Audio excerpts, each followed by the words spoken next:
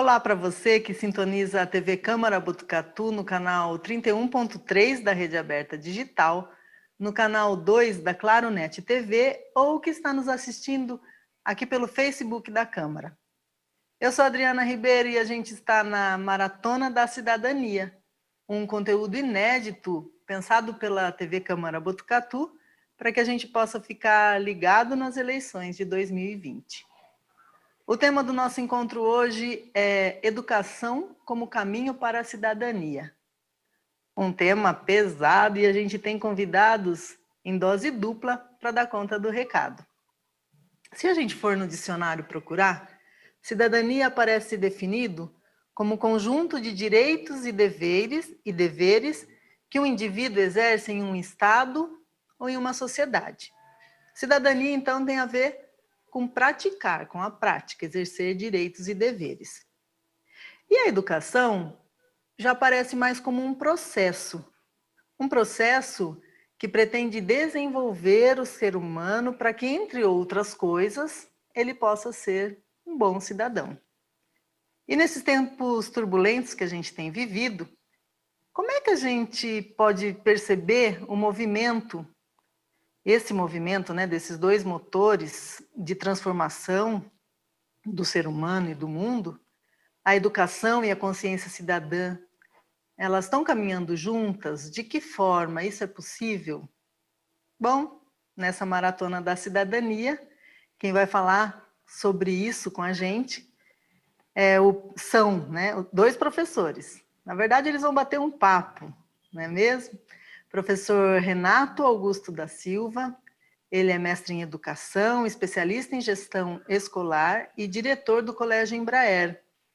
E ele vai conduzir, na verdade, um bate-papo com outro colega dele, também professor, Marcelo Freitas, ele professor Marcelo, mentor em gestão estratégica de escolas, professor em cursos de pós-graduação, conferencista e escritor. Entre outros livros, ele publicou Tirando a Escola para Bailar e um livro do Giz de Cera ao Professor Holográfico.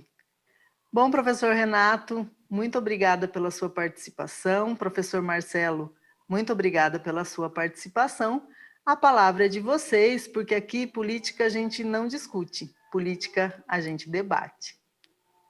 É sempre um prazer estar aqui para falar de assunto que nos move com paixão, que é a educação. Professor Marcelo, queria começar esse bate-papo, essa conversa nossa, lembrando de uma frase uma história que eu sempre conto para os meus estudantes, né, que estão a caminho da universidade. Né? Eu sempre digo para os estudantes que nós ficamos muito felizes quando eles entram em universidades que são muito concorridas, né? Os alunos têm sonho de entrar em grandes universidades, e nós comemoramos cada ingresso. Só que nessa conversa que eu tenho com eles, eu sempre digo que eu fiquei muito feliz quando ele entra numa faculdade, por exemplo, de um curso concorrido como medicina, mas que ficaria muito triste se lá no futuro eu descobrisse que ele virou um médico, uma médica, que não olha na cara do seu paciente. Ou, por exemplo, que se formasse numa grande universidade de engenharia e depois de algum tempo a gente olha lá e ele está envolvido com obras superfaturadas, por exemplo.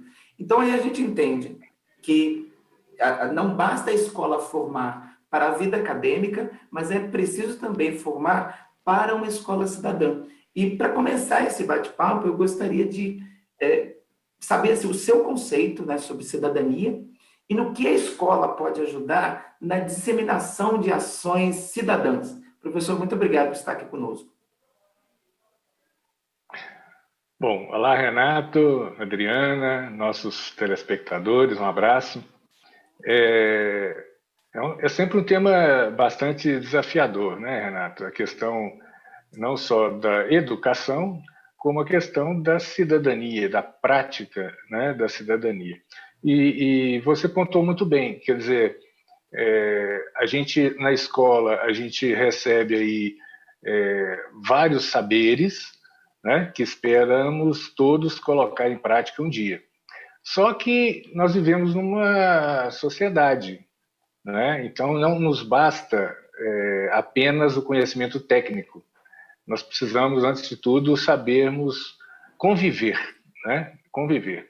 E eu entendo que cidadania é exatamente essa prática, né? É a prática do convívio, do respeito, né? Do saber ceder e do saber cobrar, quer dizer, dos direitos e das obrigações, dos deveres, né? A Adriana nos colocou, inclusive, um conceito, né? Que está lá no dicionário, mas ele por si só, ele encerra uma série de conceitos, né? Mas também ele nos desafia à prática.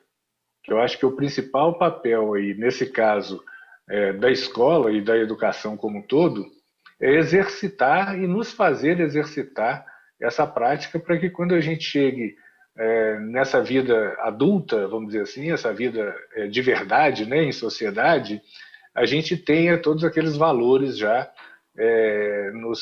nos tenha permeado para que a gente possa praticá-los em relação à sociedade e o meio que a gente convive, né? Sim, professor, num dos seus livros, né, do Giz de Cera ao Professor Holográfico, o próprio título, ele já traz uma clara metáfora da evolução da educação do professor e da maneira de ensinar, né? Que mudanças você tem observado na escola que mostra essa evolução e qual que é o papel da educação na formação cidadã dos estudantes? Bom, eu acho que de toda a mudança que a escola tá trazendo, talvez esse período crítico, né, e infeliz que a gente, enquanto sociedade, não só local, mas global, está passando, esse período mesmo de pandemia, ele nos trouxe aí uma necessidade de rever os conceitos, né, de rever as práticas educacionais. E quando a gente fala lá atrás, né, quando você citou aí do giz de cera ao professor holográfico, está muito ligado a todo esse dinamismo e essa evolução e essa inovação que a escola precisa acompanhar, precisa estar presente e indo além. Eu acho que a escola precisa, de fato, protagonizar todo esse processo, né? Ela não pode vir a reboque, mas ela tem que vir como uma locomotiva, né? Puxando todo esse movimento. E há uma evolução clara em relação a isso. Quer dizer, a gente está falando hoje de ensino remoto, ensino híbrido, gestão, mesmo a gestão das escolas, né? Uma gestão mais cidadã, mais ligada à responsabilidade social empresarial, que é também uma forma da escola praticar toda essa cidadania que a gente já vê ao longo do tempo aí sendo colocado nos currículos escolares, dentro das salas de aula, né? Mas que ela também precisa praticar enquanto gestora, né? Nas suas práticas de gestão, nas suas práticas de pessoas, de acompanhamento, de contato com famílias, com os seus stakeholders, né? Com seus vínculos aí em relação à empresa. Então é um período também de revisão e de abandono, vamos dizer assim, até certo ponto, daquele perfil conteudista da escola, né? De repassar conteúdos, para cair agora num perfil mais de desenvolvimento mesmo, de competências, de valores, né? De coisas que vão levar, os alunos vão levar para a vida inteira. Sabe, professor, quando você fala isso, me vem à mente o seu outro livro, né? O Tirando a Escola para Bailar. E aí eu vou fazer uma metáfora, né? O Tirar para Bailar, ele mostra, eu já vejo a imagem de dois dançarinos, né? Que precisam estar no mesmo ritmo para que a dança seja completa, que seja magnífica. E aí eu vejo um dos dançarinos como a escola e o outro como o mundo atual. E aí a minha pergunta: será que a escola e o mundo atual, eles estão prontos para uma dança? Né? Essa é a minha pergunta. Eu acho que é muito a sua ideia, né? A sua metáfora é exatamente essa, né? O que eu coloco nesse livro é exatamente essa necessidade de que a escola acerte o passo, né? Tenha o mesmo passo de dança que quem a está tirando para dançar, que é o mundo aí fora. E você acha assim, quais são os pontos fortes e fracos que a gente tem na escola, que a escola precisa ter atenção e que os pais também que nos ouvem têm que ter atenção para que o filho tenha uma educação cidadã e possa bailar, né, com este mundo atual? Eu diria o seguinte: primeiro que a escola precisa se abrir um pouco mais, ela precisa abrir e ultrapassar os seus muros nos seus relacionamentos. A escola ela ficou por século, né, e vai para mais de século, muito fechada para si própria, muito voltada para si própria. Então, eu costumo usar uma metáfora assim, como aquela indústria do videocassete. Acho que os mais jovens talvez nem saibam o que é isso, né? Mas a nossa geração, de repente, conviveu ainda com videocassete. E na época do videocassete, o que acontece? As indústrias, as empresas iam cada vez mais aperfeiçoando o videocassete. Né? A gente falava que tinha uma capacidade de áudio melhor, uma capacidade de imagem melhor, porque eram os cabeçotes. Né? O vídeo tinha 2, depois 4, depois 12. Então, quando lançava um vídeo de 20 cabeças, a gente falava, não, é o top da imagem. E, de repente, veio o DVD e sepultou o videocassete, de uma vez só. Então, essa disrupção, ela está acontecendo lá fora. E é preciso que a escola acerte o seu passo para poder dançar essa música também. Né? É preciso que outros agentes sejam convidados a participar desse baile. Né? Agentes que hoje não fazem parte, às vezes, da roda de dança, mas que é necessário que eles sejam convidados para vir para a pista para também dançar junto com a escola.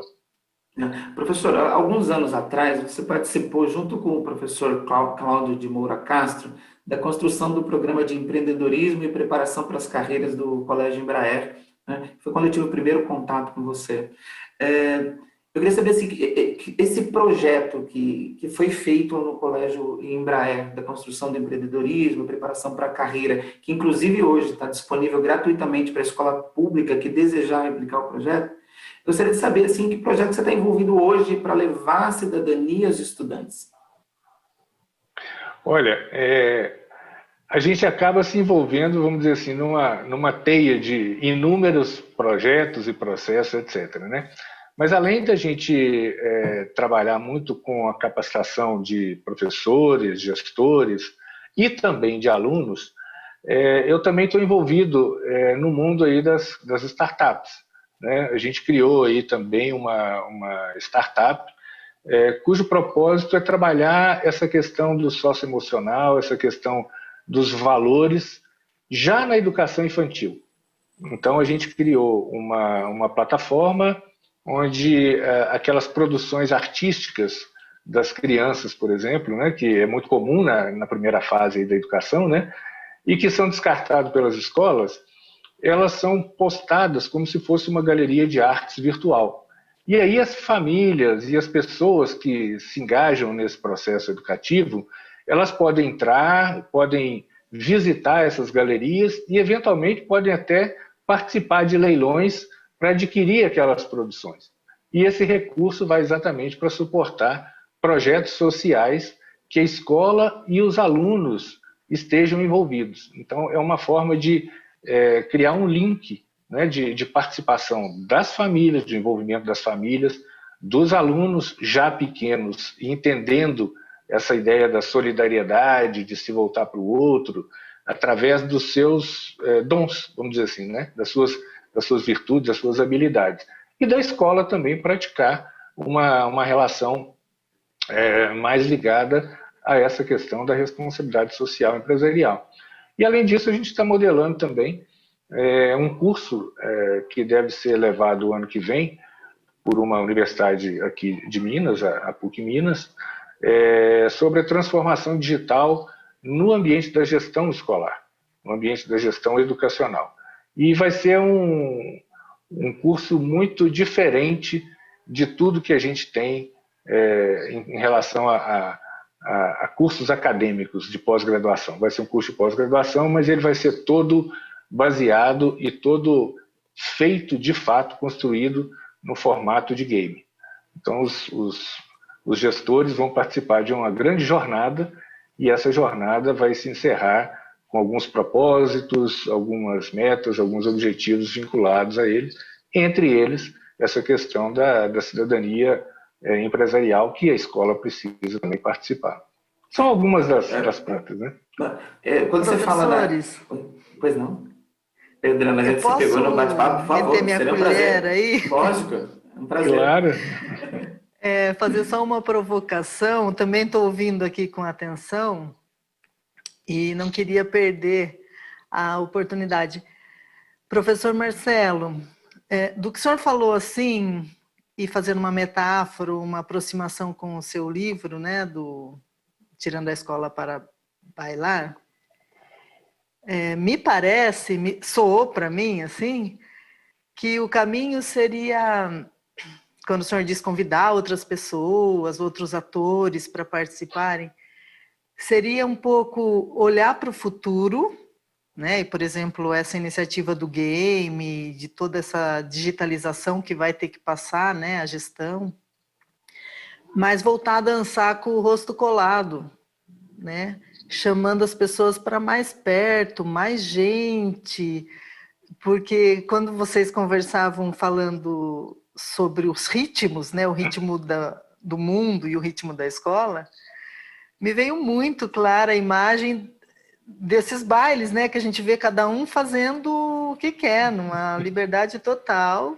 que é importante, mas que a escola como instituição, que vai ser a locomotiva, como o senhor bem disse, que deve ser, né, uma das locomotivas, teria que ter esse cuidado, né, de olhar para o futuro, que ritmo vem aí, quais são as tendências mundiais, mas vamos também retomar aquele passo a passo, rosto colado, é isso? É isso. Eu penso, Adriana, que na evolução, no processo de evolução da escola, nós vamos ter uma escola completamente diferente do que a gente tem hoje.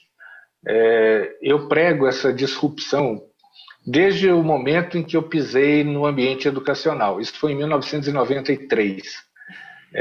Eu não vou contar aqui, porque é um pouco mais extenso, mas a ideia do professor holográfico veio de 1995.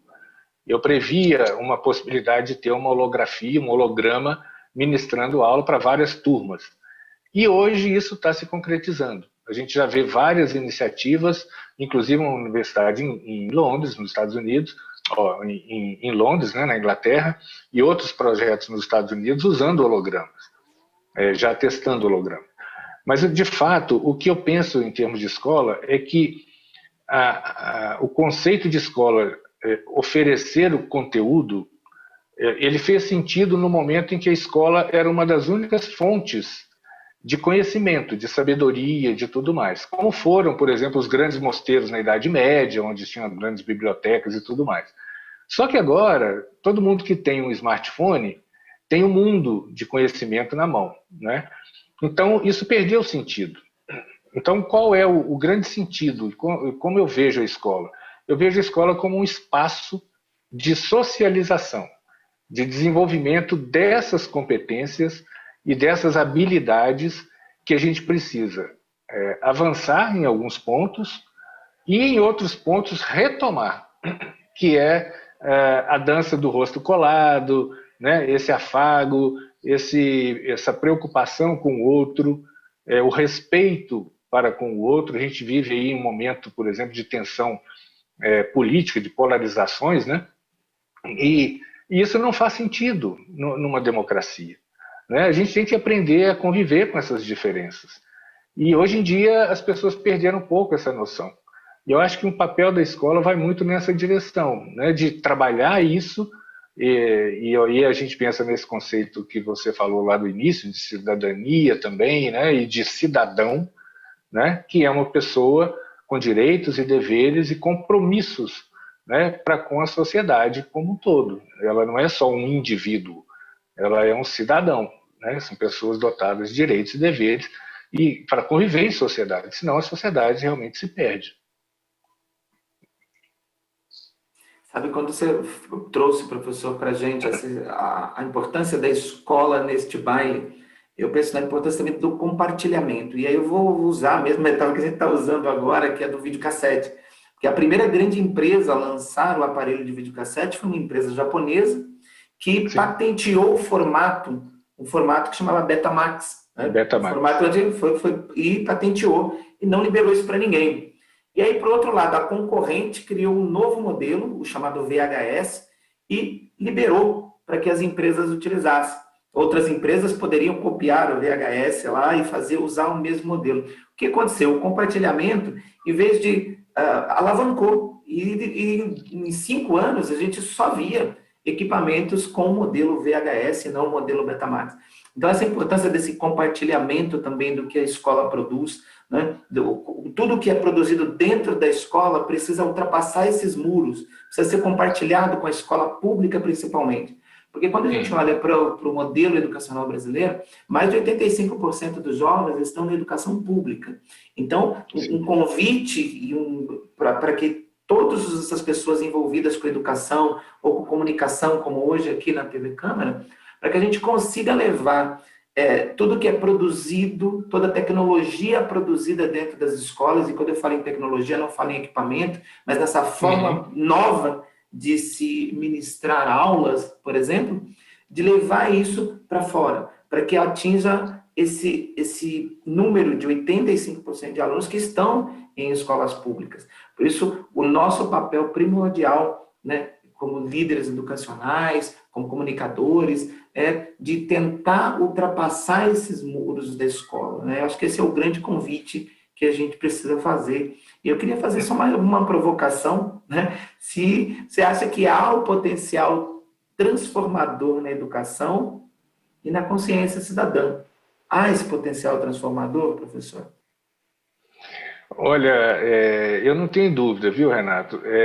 Eu entendo até que talvez seja aí que a escola vai, de fato, fincar a bandeira e ser a locomotiva. Eu acho que é nesse espaço onde você começa desde cedo a praticar, né, questões ligadas à cidadania, direitos, deveres, a entender que você não deve jogar o palitinho no chão, que parece uma coisa boba, mas que são vínculos com o aspecto da cidadania.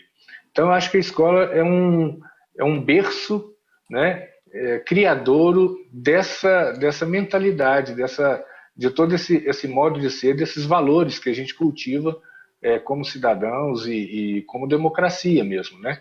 Acho que temos um grande percurso aí. Entendo que, como você falou antes, nós estamos passando por um período e uma mentalidade agora mais aberta, uma mentalidade de cocriação, né? Então, não dá para ficar fechado, a gente tem mesmo que compartilhar e, ao mesmo tempo, quando a gente fala público-privada, só as públicas, a gente tem que pensar também que o próprio mercado, como você citou o exemplo do VHS, né?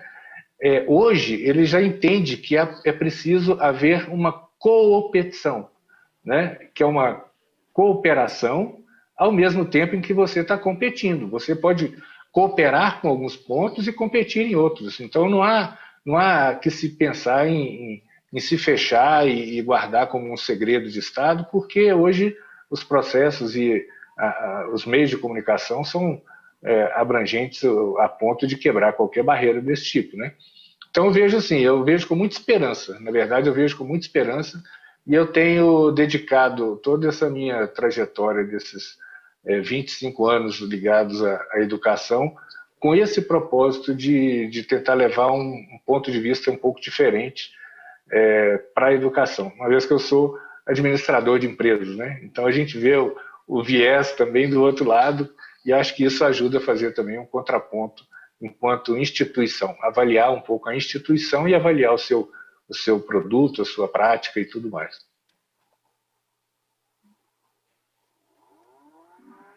Adriana? Estou prestando atenção aqui, guardando todo esse conhecimento. Mas já que você me chamou... E pensando assim na questão do preparo para esse pensamento mais crítico, né, para que possa exercer os direitos e os deveres com liberdade mesmo, né, se apropriando dos conteúdos, dos conceitos, socializando tudo isso, mas aí vendo mais objetivamente assim o pensamento crítico, por exemplo, para escolher um candidato ou uma linha política, pensando mesmo nas eleições, sem citar nomes e nem entrar no específico, mas a escola, ela tem um espaço para isso também? Ou isso teria que ser fora da escola? É importantíssimo que a escola comece a discutir isso. Logicamente que a escola, você tem professores de várias tendências ideológicas, então eu não vejo que há risco do aluno sofrer, por exemplo, doutrinação na escola, até porque ele recebe informação de vários professores, de vários modelos. A não ser que a família escolha uma escola específica que tenha um tipo de pensamento. Mas a escola precisa sim discutir esses assuntos apartidariamente, né? Sem falar de partidos, logicamente, mas precisa discutir política, porque a política é a arte da interação entre as pessoas.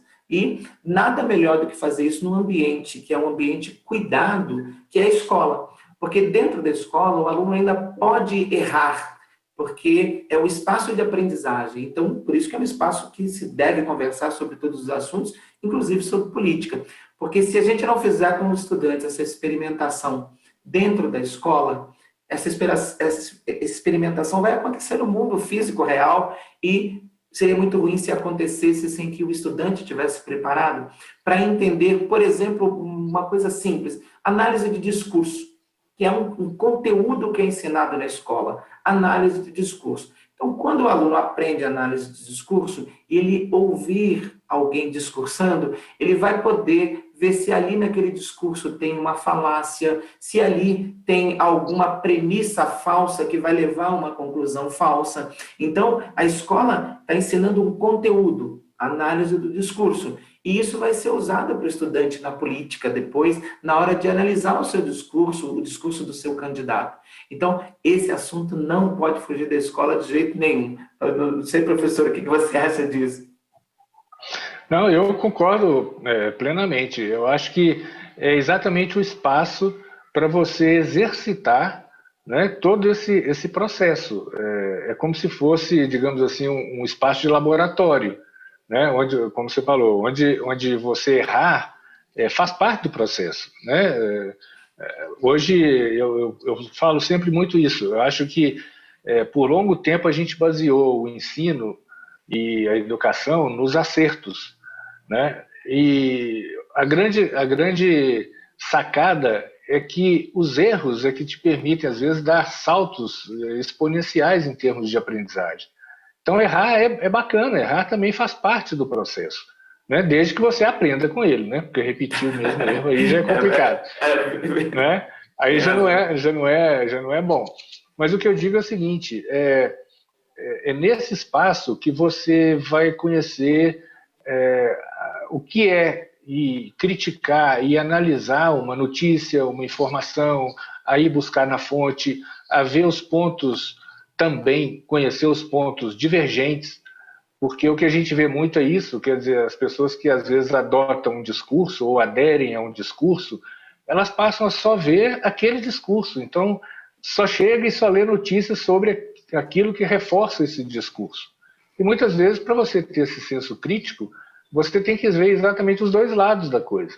Há coisas boas de um lado, há coisas boas do outro, há coisas ruins de um lado e coisas ruins do outro, né? E a política é exatamente isso, é conseguir alinhavar aquilo que é melhor para o meio, né? Que nem tanto ao mar, nem tanto à terra, mas que leve a dar passos interessantes e a passos consistentes na evolução, né? Na evolução para o bem de uma sociedade como um todo. Então, eu acho que a escola é exatamente esse lugar.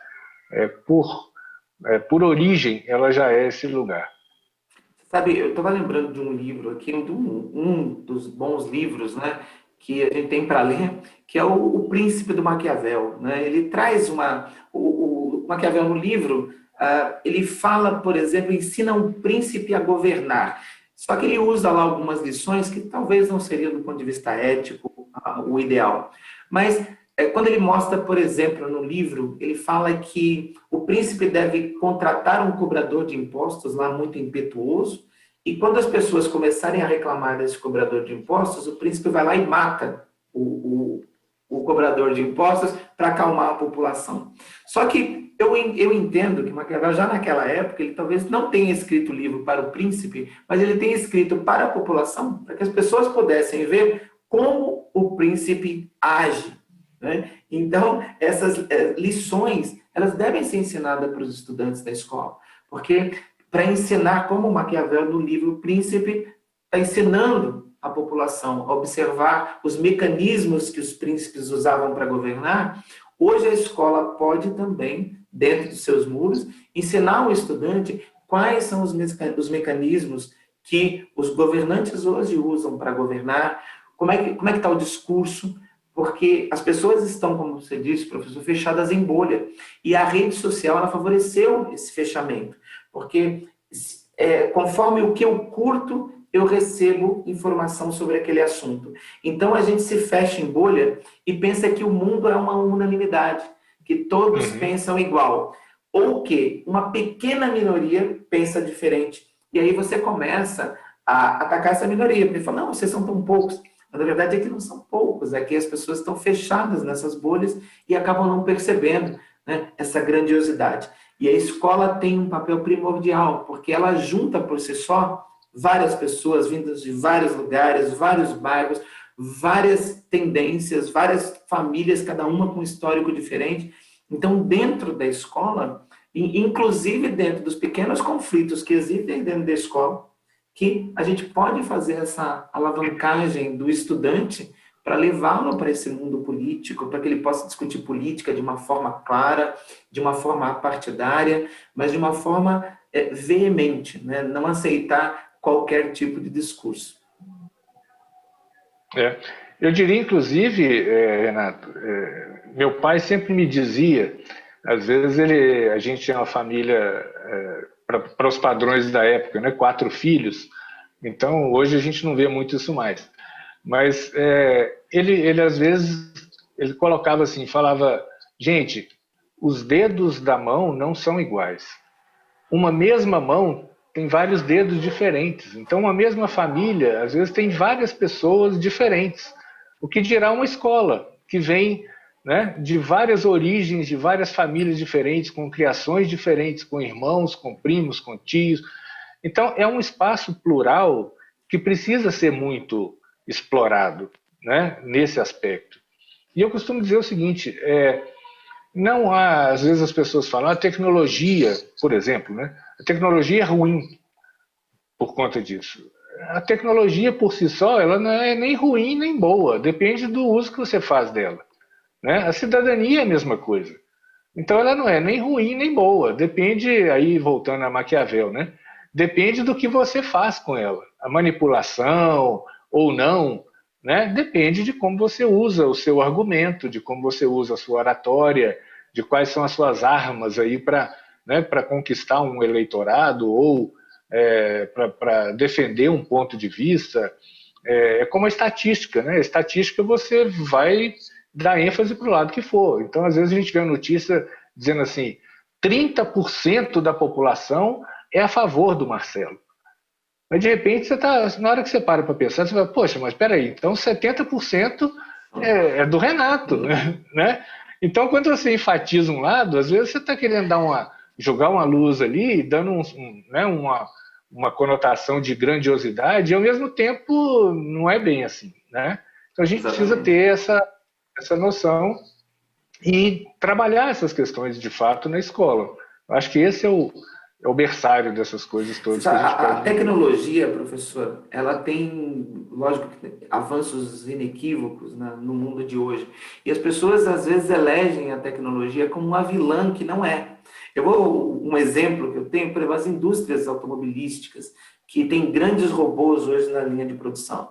É lógico que a presença do robô numa linha de produção, ela deveria, numa sociedade igualitária, a riqueza produzida por aquele robô deveria ser dividida entre as pessoas. De que forma? O empregado trabalhar menos horas ou com mais segurança, né? Então, isso seria a divisão.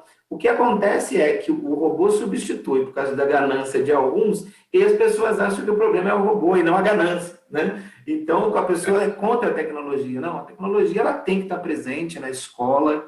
Essa tecnologia que existe hoje, por exemplo, ela jamais roubará o lugar do professor, né? Porque a relação que precisa existir do estudante com a escola, ela é mediada por uma figura chamada professor, né? Então, que ninguém tenha medo da tecnologia, né? Eu acho que também é um grande toque que a gente pode dar para as pessoas, porque, embora exista tecnologia, a gente precisa de um mediador entre o estudante e a escola, que é o professor. Então, até deixo a grande homenagem aqui aos senhores professores e professoras que estão escutando, né, que estão nos ouvindo, e saber que vocês são grandes mediadores entre essa tecnologia e o estudante, né? Que em nenhum cenário a gente consegue vislumbrar hoje ainda a falta deste professor, deste mediador entre o mundo e o jovem, né? Eu até queria pegar uma carona aí no seu exemplo, Renato, porque recentemente até escrevi alguns artigos sobre isso para a mídia, usando a sua analogia, fazendo uma analogia aí com o seu exemplo da indústria automobilística, né?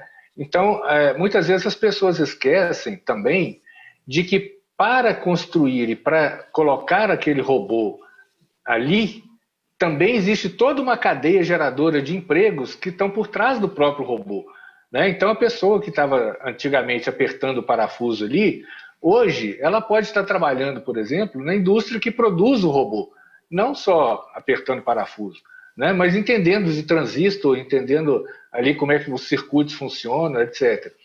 E nesse ponto há uma mudança muito forte em curso, que é a mudança das profissões, né? E nesse caso, eu incluo os professores também, né? Esse papel que você está colocando, outro dia eu estava vendo, conversando sobre isso, inclusive, porque elas falam assim, mas agora, daqui a pouco é tudo inteligência artificial. E eu costumo dizer assim, mas alguém humano, tem que ensinar para a inteligência artificial o que ela tem que fazer, né? E, ao mesmo tempo, a tecnologia está trazendo para os professores, e aí associada a essas novas regulamentações trabalhistas, etc., um campo enorme de novas possibilidades para ele se colocar como produtor de conhecimento, né? Antigamente, o professor dependia só da escola para arrumar um emprego.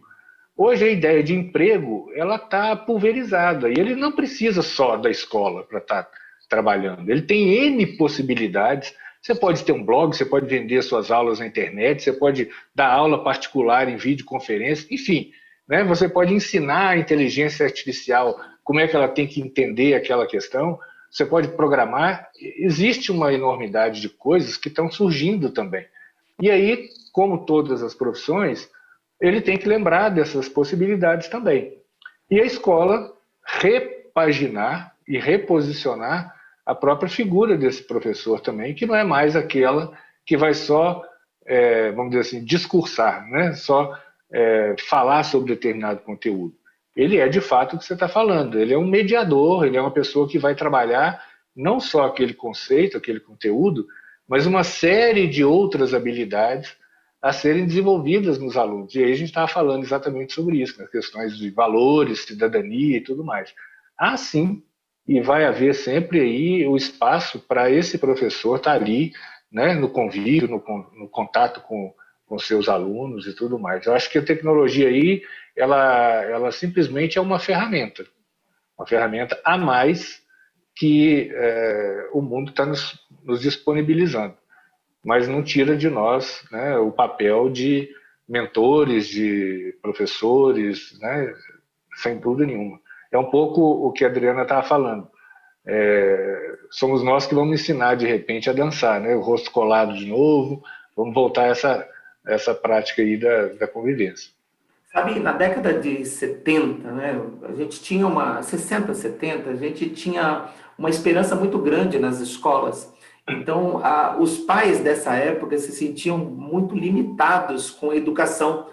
E é muito comum o discurso de, não, meu filho precisa ir para a escola, meu filho precisa estudar, Porque o pai se sentia, logicamente que o nível de alfabetização médio era muito menor do que hoje, então os pais confiavam na escola como o local onde o filho deveria ser educado. Então os pais motivavam muito os estudantes a irem para a escola. E depois, com o passar do tempo, né, os pais hoje começam a acreditar que a escola precisa cuidar de toda a educação e não somente da educação formal. Então, o pai que antes era acostumado a mandar para a escola, porque a escola resolvia tudo, aí a escola agora já não resolve todos os assuntos. E agora eu vou falar do papel do pai, professor, dos pais que estão nos ouvindo também, né? Como é que o pai hoje, que olha para essa escola, que pode não dar todas as respostas, né? Porque a escola se fixa um pouco numa parte do conhecimento apenas, não dá para ensinar tudo. Como é que esse pai pode ensinar cidadania para os filhos? Qual que é o papel dos pais que nos ouvem hoje? Né? Como eles podem participar dessa formação cidadã? Ô, Renato, eu também sou pai, né? Então é aquela situação que, como o pessoal gosta de dizer, não vem com manual, né? Então você tem que se virar e tem que tentar entender e caminhar junto com isso aí. Eu acho que nós estamos num momento, e aí a sociedade como um todo, ela mudou, né, em todas as formas, em todos os formatos. A gente tem pai, tem mãe, né, que é o pai e mãe, tem casais separados, tem filhos que moram com avô, com avó, etc. Mas, do ponto de vista familiar, vamos dizer assim, essa figura, né, dos pais, né, e aí eu vou usar mais o plural, eu acho que a gente tem que partir de alguns princípios, né? Eu acho que a nossa escola, o nosso dever de oferecer aprendizagem está muito ligada procurar ser, pelo menos, exemplo, né? Exemplo naquilo que a gente acredita que é viver em comunidade, que é valor, né? A gente vê circular muito aí na internet aquela ideia de que não importa se todo mundo está fazendo errado, né?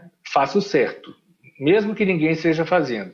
Ou aquilo que é errado mesmo que todo mundo está fazendo. Então, vai muito ao encontro disso. Eu falo muito para os meus filhos que a gente tem um pilar. Eu acho que isso é a principal aprendizagem que eu procuro oferecer para eles. Eu falo, a gente tem um pilar que é: não faça com os outros aquilo que você não gostaria que fizessem com você. Sabe? Eu acho que essa premissa, ela nos ajuda muito a entender e a ter uma postura, a preservar valores, porque na hora que você vai agir, você para e pensa, fala, poxa, será que eu gostaria que fizessem isso comigo? Será que isso é legal? Como é que eu ia me sentir se estivessem fazendo isso comigo? Então, acho que a primeira regra vai muito nessa linha, né? E nessa pegada de tentar ser, eu não diria nem espelho, né? Mas um referencial mesmo de valores. Eu acho que hoje a gente tem até essa discussão até da adoção ou não de homeschooling, né? Que é a educação em casa pelos pais, etc. É uma discussão grande. Outros agentes aí, outras famílias acham que a escola não está acompanhando o tempo atual e, portanto, né, não preferem fazer uma outra escolha. Outros acham que a escola é ainda, né, como você falou, o pilar central e estão terceirizando a educação dos filhos, o que é errado. A escola, o principal papel dela não é esse, né? Isso aí é o papel da família. Quem tem que trazer valores, educar desde o berço é a própria família, né? Então, acho que de mãos dadas, escola com o seu papel, a família com o seu papel, os pais com os seus papéis. Então, acho que é nessa linha que a gente tem que caminhar, procurando praticar, antes de mais nada, praticar aquilo que a gente acha que é o correto, né? Que é o verdadeiro. Eu me lembro, e eu era criança ainda, eu presenciei uma conversa do meu pai com o meu tio, eu jamais esqueci isso. Eu era muito pequeno, eu devia ter ali uns 7, 8 anos. E eu me lembro dele colocando isso, naquela época já, estou falando da década de 60, 70, ele dizendo assim para o meu tio, fala, olha, eu não sei, tem hora que eu fico sem saber o que eu faço, porque eu falo com meus filhos para fazer A, e eles olham lá fora, está todo mundo fazendo B. E eles falam, opa, eu vou ser o bobo da corte? Né? Eu não esqueço disso. E às vezes não você não é o bobo da corte, o bobo da corte é o resto. Você está fazendo o que é certo, você está fazendo o que deveria ser feito.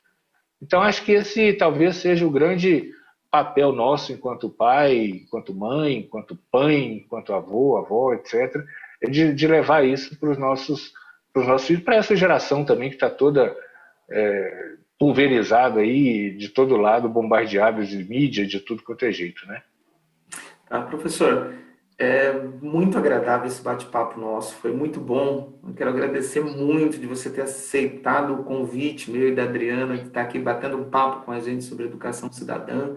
É muito importante a gente ter esse espaço também dentro da TV pública para poder discutir educação, porque a gente acaba alcançando mais pessoas do que alcançaríamos dentro de uma sala de aula restrita.